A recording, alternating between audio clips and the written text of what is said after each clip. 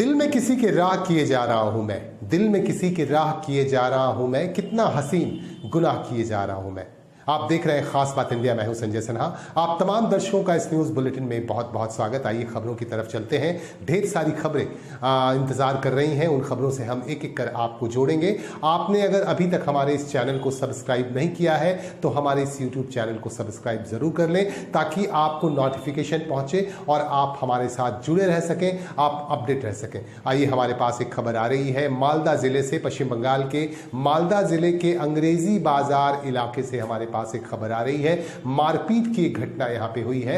आपको बता दें कि यहां अंग्रेजी बाजार इलाके में अंग्रेजी बाजार नगर पालिका का चुनाव होना है और यहां एक वार्ड पार्षद पर आरोप लग रहा है, उनके पति पर भी आरोप लग रहा है कि उन्होंने स्थानीय होटल मालिक की पत्नी के साथ मारपीट की है। आपको बता दूं कि यहां की एक निर्दल प्रार्थी काकुली चौधरी और उनके पति परितोष चौधरी पर यह आरोप लग रहा है कि वह अपने लोगों के साथ मिलकर एक होटल मालिक है शंकर चौधरी, उनकी पत्नी रीमा चौधरी के साथ मारपीट की गई है। इस संदर्भ में यहां तनाव पसरा हुआ है और हमारे संवाददाता ने इस बाबत पूछताछ भी की और पूरी जानकारी ली।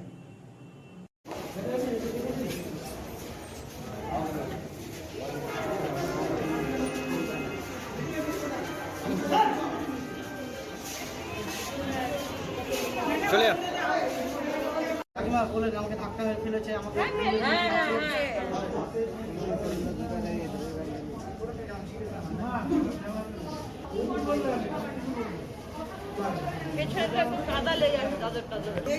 ফেলে দিয়েছিল, ফেলে দিয়ে মারছিল।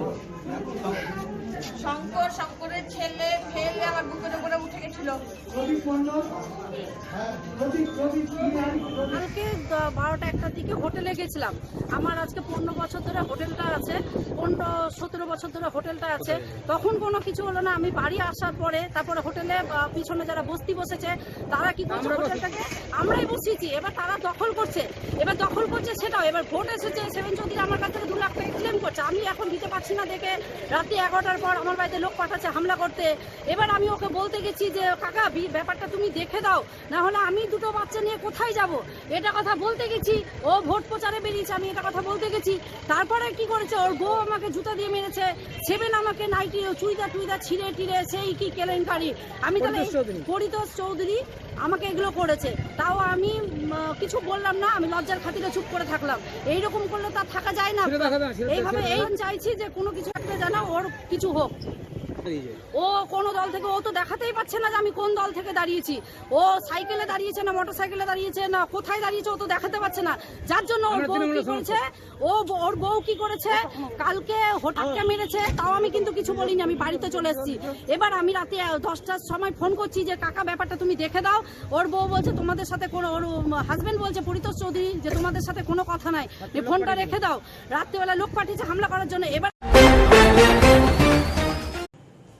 आसनसोल नगर निगम का चुनाव होने जा रहा है 12 फरवरी यानी कल, और कल 106 वार्डों के प्रार्थियों की किस्मत ईवीएम बॉक्स में बंद है और वो कल खोला जाएगा और उसके बाद 14 तारीख को नतीजा निकलेगा। आपको बता दूं कि आज आसनसोल के धादका स्थित पॉलिटेक्निक कॉलेज से जो है ईवीएम भेजे गए तमाम बूथ सेंटर्स पर। आपको बता दूं कि इस कॉलेज को, आसनसोल के धादका स्थित पॉलिटेक्निक कॉलेज को DCRC सेंटर बनाया गया है और यहां से ईवीएम भेजे जा रहे हैं तमाम बूथों पर जहां कल चुनाव होना है। विभिन्न बूथों पर लोग अपने मताधिकार का प्रयोग करेंगे। हम आपको दिखाएंगे कि किस तरह से इस सेंटर से, आसनसोल के धादका स्थित पॉलिटेक्निक कॉलेज के सेंटर से किस तरह से ईवीएम बॉक्सेस भेजे जा रहे हैं विभिन्न बूथों पर और यहां से लोगों को ड्यूटी दिए जा रहे हैं और लोग यहां से जाकर तमाम बूथों पर अपनी ड्यूटी संभालेंगे। कल समय से तमाम बूथों पर पहुंच जाएंगे लोग और उसके बाद कल सुबह से ही चुनाव शुरू हो जाएगा। कुछ खास तस्वीरें हम आपको दिखा रहे हैं आसनसोल के धादका स्थित पॉलिटेक्निक कॉलेज की।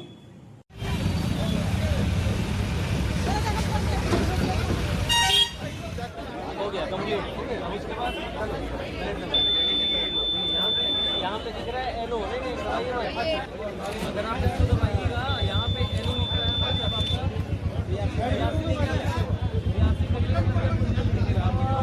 कर रहा है अनुज है। हाँ माइकिंग जो हो रहा है मैदान में ये देखो सामने देखो देखो देखो चेक शर्ट वाला के बगल में क्लियर भी नहीं हुआ है কন্যাপুর মোটামুটি কন্যাপুর সেটে হলে একটু দিকে একটু অসুবিধা এটা কি সিউড়ি নাকি এটা সুদি কি একটা সিডি এটা কোথায় স্যার কবে দেখাবো 1182টা বুথ আসানসোল মিউনিসিপ্যাল কর্পোরেশনে আমরা 1100টা বুথে পোলিং পার্সোনাল এখান থেকে পাঠাচ্ছি প্রত্যেকটা বুথে 4 জন করে পোলিং পার্সোনাল যাচ্ছে আসানসোল মিউনিসিপ্যাল কর্পোরেশনে 106টা ওয়ার্ড 5টা বিধানসভাকে কভার করছে 278 রানীগঞ্জ বিধানসভা 279 জামুরিয়া বিধানসভা 280 আসানসোল দক্ষিণ বিধানসভা 281 আসানসোল উত্তর বিধানসভা এবং 282 কুলটি বিধানসভা এবং সেই সমস্ত গুলোতে যাচ্ছে ওয়ার্ড আমাদের আছে আসানসোল 278 রানীগঞ্জে আমাদের ওয়ার্ড আছে 11টা 279 জামুরিয়াতে আছে ওয়ার্ড 13টি 280 আসানসোল দক্ষিণে আছে ওয়ার্ড 22টা 281 আসানসোল উত্তরে ওয়ার্ড আছে 32টা এবং 282 কুলটিতে ওয়ার্ড আছে 28টা আমরা সমস্ত ওয়ার্ডের 1182টা পোলিং বুথের জন্য পোলিং পার্সোনাল থেকে একত্রিত করে আমরা পাঠাচ্ছি আমরা তারা যাচ্ছেন তারা ভোটের উদ্দেশ্যে বেরিয়ে যাচ্ছেন স্যার বলছি কিছু সেনসিটিভ বুথ কিংবা সেনসিটিভ ভোটের আমরা সেখানে কিছু বিশেষ রাখা গেছে না সেনসিটিভ বুথ আমাদের ঠিক করা হয়েছে সেনসিটিভ বুথে ঠিক করা হয়েছে এবং সব জায়গাতেই এবার আমাদের যেটা বৈশিষ্ট্য আমাদের 1182টা বুথে সিসি ক্যামেরা থাকছে এবং সব জায়গাতে আর্ম ফোর্স থাকছে আর্ম ফোর্স ছাড়াও মানে কোনো প্রেমাইস আর্ম ফোর্স ছাড়া নেই এছাড়াও তাছাড়াও লাঠিধারী পুলিশও থাকছে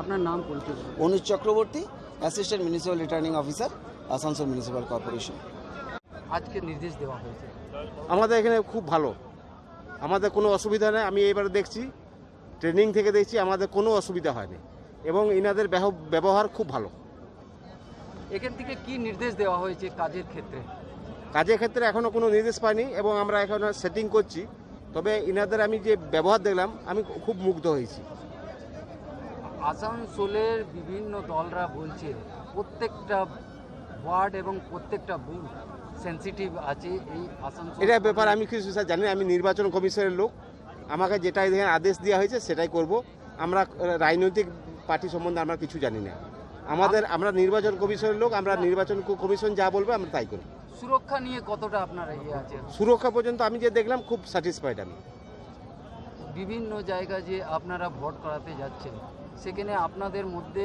কতটা আতঙ্ক রয়েছে আমার কোনো আতঙ্ক নেই আমার কোনো আতঙ্ক নেই কাজের ক্ষেত্রে আমার কোনো আতঙ্ক নেই কাল সকাল থেকে ভোট আরম্ভ কালকের কথা কালকে বলবো স্যার আজকে এতদূর পর্যন্ত আমি জানি আমাদের কোনো আতঙ্ক নেই আমরা কোনো ভয়ের পরিবেশ নাই আমরা সুন্দরভাবে কাজ করছি এখান থেকে যে পরিষেবা দেওয়া হচ্ছে ঠিকঠাক আপনাদের সম্পূর্ণ 100% কারেক্ট একদম 100% পরিষেবা ভোটের জন্য কি কি দিয়েছে সব আমরা এখনো মিলাচ্ছি আমরা এখনো সব মিলাইনি আমাদের সব ওকে আছে আপনার নাম পরিচয় আমার নাম জয়ন্ত কর্মকার অ্যাসিস্ট্যান্ট হেডমাস্টার थैंक यू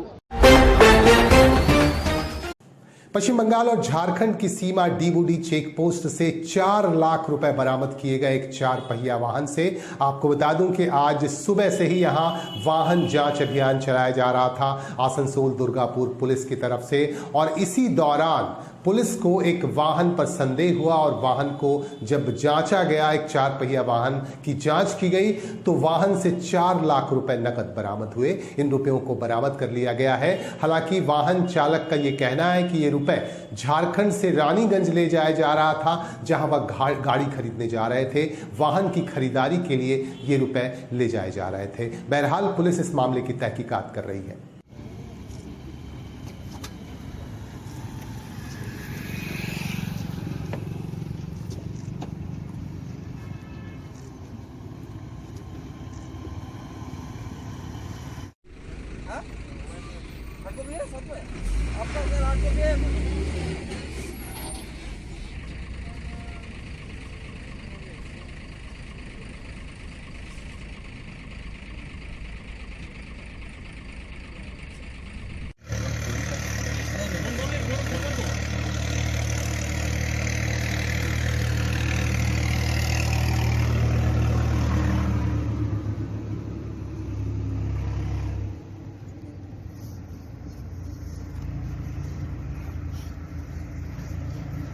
रुका गया यहाँ हम लोग एक्चुअली एक गाड़ी खरीदने के लिए जा रहे थे रानीगंज के पास, तो रोके तो कैश कुछ था क्योंकि गाड़ी लेना जाना था।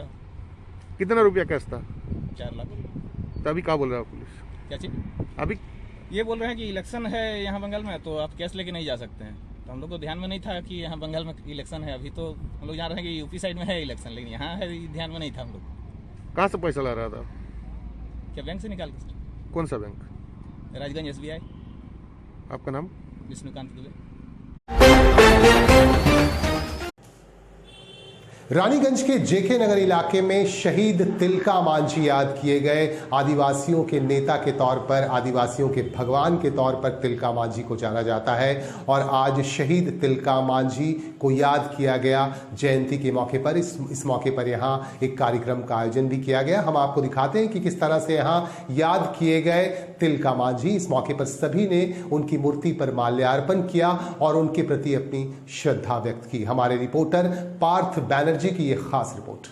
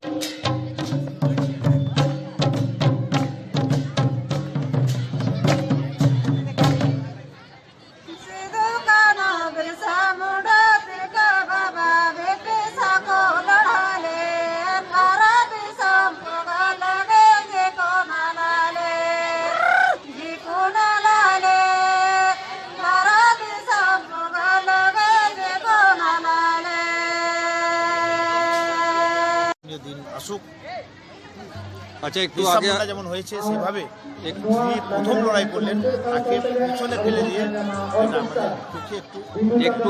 একটু আগে আপনি আদিবাসীদের জন্য মানে আপনাদের যে সাঁওতালি যে দেবনাগরী ভাষা রয়েছে সেটা রয়েছে অলচিকি, তো সেই অলচিকির ওপরে আপনি স্কুল কলেজ বা ইউনিভার্সিটি এইসব ডিমান্ড করছিলেন, তো এই সম্বন্ধে আপনার কি বলার আছে? এই সম্বন্ধে আমার বক্তব্য এটা, যেখানে যে আমাদের ভারতবর্ষ হচ্ছে নানা ভাষা, নানা মত, নানা পরিধান, কিন্তু আমাদের সাঁওতালিরা সাঁওতালি ভাষায় কথা বলি, যেহেতু আমাদের মাতৃভাষা সাঁওতালি। যেমন এখানে বাঙালি যারা আছেন বাংলা ভাষা তাদের মাতৃভাষা, হিন্দি ভাষীরা হিন্দি ভাষা তাদের মাতৃভাষা, সেরূপভাবে আমরা চাইছি, আমার বক্তব্য ভারত জাতীয় নিচে পরিগণের মহলের নেতৃত্ব হিসাবে আমি চাইছি, আমাদের দাবি গভর্নমেন্টের কাছে যে সাঁওতালি মিডিয়াম অন্তত কিছু হয়ে আমাদের এলাকা সাঁওতালি মিডিয়াম কাম হোস্টেল করে যদি আমাদেরকে পড়ানোর সুযোগ করা হয়, তার জন্য আমরা গভর্নমেন্টকে অবশ্যই। আচ্ছা, অনেক সময় আমরা দেখতে পাচ্ছি যেটা যে কখনো দেখা যাচ্ছে যে ভিন্ন ধর্ম আপনাদের ধর্মের ওপর চাপিয়ে দেওয়া হচ্ছে, ভিন্ন সংস্কৃতি আপনাদের সংস্কৃতির ওপর চাপিয়ে দেওয়া হচ্ছে। এই যে ভিন্ন ধর্ম আপনাদের যে কনভার্ট করে দেওয়া হচ্ছে, বা সেটা রাজনৈতিকভাবে, সেটা সামাজিকভাবে, সেটা অর্থনৈতিকভাবে, কিংবা আমরা যদি খুব ভালোভাবে দেখি তাহলে দেখা যাবে যে আপনাদেরকে একটা মানে বিগত দিন থেকে আজ অবধি মানে সেপারেশনের একটা ব্যাপার চলছে, তো এই সম্বন্ধে আপনার কি বলার আছে? আমার মত হচ্ছে আমাদের আদিবাসী ট্রাইবেলদের একটা ধর্ম থাকা দরকার। ধর্ম আমাদের আছে, যেমন ধর্ম একটা রিলিজিয়ান, একটা জাতিকে এগিয়ে নেওয়া যাওয়ার জন্য, তারা একত্রিত করার জন্য ধর্ম। এবার আমাদের রীতি, কালচার, কৃষ্টি, সংস্কৃতি আমাদের কিন্তু অন্যান্য থেকে, হিন্দু থেকে। भागलपुर में भी तिलका मांझी को याद किया गया। भागलपुर के अकबरपुर में राष्ट्रीय जनता दल की तरफ से तिलका मांझी की जयंती मनाई गई और उनकी तस्वीर पर यहां माल्यार्पण किया गया और उनके व्यक्तित्व और कृतित्व पर विशेष तौर से प्रकाश डाला गया। हमारे रिपोर्टर जयंत शर्मा और तनवीर हुसैन की ये रिपोर्ट।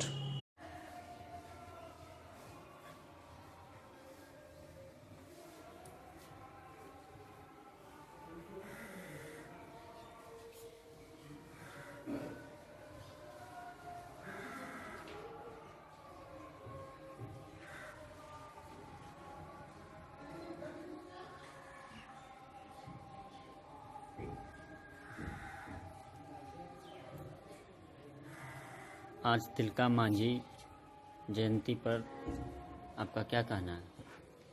आज तिलका मांझी, क्रांतिवीर तिलका मांझी का आज 272वां जन्मदिन है और भागलपुर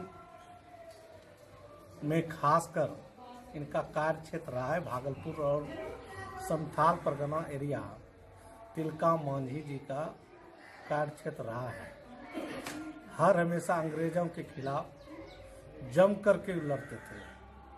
किसान आंदोलन पर जब कर लागू किया गया किसानों के ऊपर, इसके खिलाफ में भी इन्होंने जो है आंदोलन किया था और अंग्रेजों द्वारा जो समाज के भी शोषण दोहन किया जाता था, इसके खिलाफ में भी आंदोलन का शंखनाद किया करते थे। देश की आज़ादी में संथाल एरिया और भागलपुर के एरिया में सबसे पहला हम लोग के स्वतंत्रता सेनानी थे तिलका मांझी जी। और तिलका मांझी का इतिहास बहुत ही ऐतिहासिक इतिहास रहा है, बहुत ही क्रांतिकारी इतिहास रहा है। देश की आज़ादी दिलाने में इनकी बहुत बड़ी अहम भूमिका रही है। अंग्रेजों के खिलाफ इन्होंने जम करके लड़ाई इन्होंने लड़ी थी, शोषण के खिलाफ, भ्रष्टाचार के खिलाफ इनकी लड़ाई थी। लेकिन शहीदों को सम्मान जो सरकार के अंदर राज्य सरकार द्वारा देना था, वो सम्मान तिलका मांझी जी को नहीं मिला। माननीय श्री लालू प्रसाद यादव जी जब 90 में बिहार के मुख्यमंत्री बने, तब उन्होंने बिहार और झारखंड के तमाम विश्वविद्यालय का नाम उन्होंने शहीदों के नाम पर कर दिया और खास करके भागलपुर विश्वविद्यालय जो था, उनका नामकरण माननीय श्री लालू प्रसाद यादव जब मुख्यमंत्री थे, कहा कि यहाँ का सबसे पुराना स्वतंत्रता सेनानी, अंग्रेजों के खिलाफ लड़ने वाले शहीद तिलका मांझी जी के नाम पर विश्वविद्यालय का उन्होंने नामांकन किया है, जो कि ऐतिहासिक पहल है। इतना ही नहीं, लालू यादव ने महापुरुषों को सम्मान दिया। दुमका से दुकानू यूनिवर्सिटी के नाम से बनाया, बिरसा मुंडा विश्वविद्यालय के नाम से बनाया,